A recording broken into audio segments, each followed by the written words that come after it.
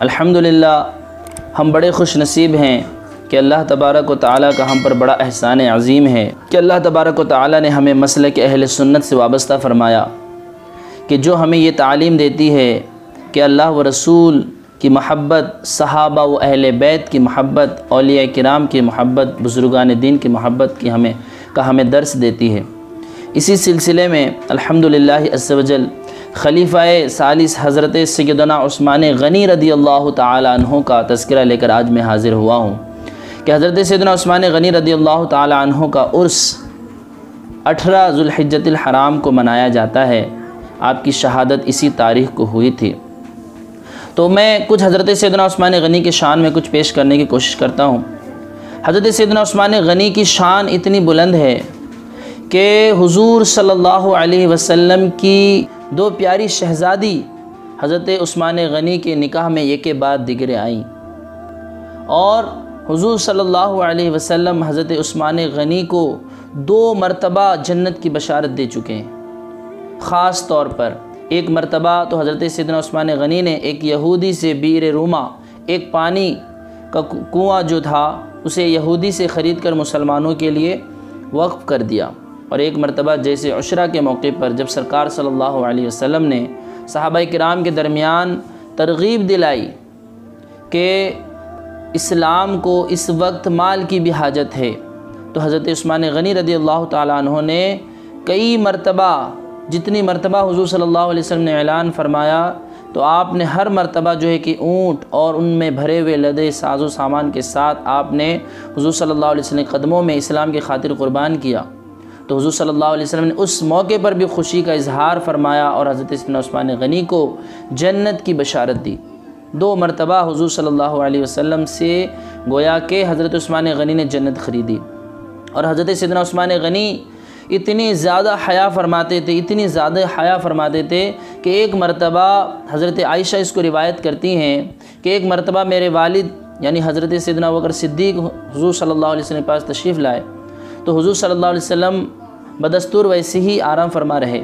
پھر حضرت سیدنا عمر فاروق تشریف لائے رضی اللہ تعالیٰ عنہ، تو آپ بدستور ویسے ہی آرام فرما رہے۔ لیکن جب حضرت سیدنا عثمان غنی رضی اللہ تعالیٰ عنہ تشریف لائے تو حضور صلی اللہ علیہ وسلم نے اپنے کپڑوں کو درست فرمایا، اور آپ جب یہ معاملہ حضرت عائشہ رضی اللہ تعالیٰ عنہا حضور صلی اللہ علیہ وسلم سے استفسار کرتی ہیں، پوچھتی ہیں کہ جب میرے والد آئے، حضرت عمر آئے، آپ نے کوئی اس طرح کا اہتمام نہیں فرمایا، لیکن جب حضرت عثمان آئے تو آپ نے اس طرح کا اہتمام فرمایا۔ تو حضور صلی اللہ علیہ وسلم نے فرمایا کیا میں اس سے حیا نہ کروں جس سے فرشتے بھی حیا کرتے ہیں؟ سبحان اللہ۔ حضرت سیدنا عثمان غنی رضی اللہ تعالیٰ عنہ سے فرشتے بھی حیا فرماتے تھے، اور آپ کی شان اتنی بلند ہے کہ جب صلح حدیبیہ کے موقع پر حضور صلی اللہ علیہ وسلم کے بھیجنے پر حضرت عثمان غنی مکہ گئے کفاروں کے پاس، تو کفاروں نے یہ افواہ پھیلا دی کہ عثمان شہید کر دیے گئے ہیں، تو حضور صلی اللہ علیہ وسلم نے اس بنا پر صحابہ کرام سے بیعت لیا، جسے بیعت رضوان کہتے ہیں، اور اپنے ہاتھ کو حضرت عثمان غنی کا ہاتھ کہہ کر بیعت لیا کہ یہ عثمان کا ہاتھ ہے، میں عثمان غنی اس میں بیعت ہوتے ہیں۔ تو سبحان اللہ، اندازہ لگائیے کہ حضرت عثمان غنی کی کیا شان ہے۔ حضرت عثمان غنی کتنے بڑے سخی بھی تھے، اور آپ بہت زیادہ حیا بھی فرماتے تھے۔ حضرت عثمان غنی قطعی جنتی ہونے کے باوجود آپ کی ایک شان یہ بھی ہے کہ آپ کے اندر خوف خدا بہت زیادہ تھا۔ قطعی جنتی ہونے کے باوجود بھی آپ رضی اللہ تعالیٰ عنہ اللہ تبارک و تعالیٰ کا بہت زیادہ خوف فرماتے ہیں، اور موت کو بکثرت یاد کرتے۔ روایت میں ہے کہ امیر المؤمنین حضرت سیدنا عثمان غنی رضی اللہ تعالیٰ عنہ جب کسی قبر کے پاس کھڑے ہوتے تو اس قدر روتے کہ آنسوؤں سے داڑھی کے ریش یعنی داڑھی کے مبارک بال بھیگ جاتے، تر ہو جاتے۔ حضرت سیدنا عثمان غنی رضی اللہ تعالیٰ عنہ نے فرمایا اگر مجھے جنت اور دوزخ کے درمیان کھڑا کیا جائے، لیکن مجھے یہ نہ پتہ ہو کہ مجھے کس طرف جانے کا حکم ہوگا، تو میں یہ پسند کروں گا کہ راکھ ہو جاؤں اس سے پہلے کہ مجھے کسی طرف جانے کا حکم دیا جائے۔ اللہ اکبر۔ قطعی جنتی ہونے کے باوجود آپ نے خوف خدا سے مغلوب ہو کر یہ جملہ ارشاد فرمایا ہے، ارشاد فرمایا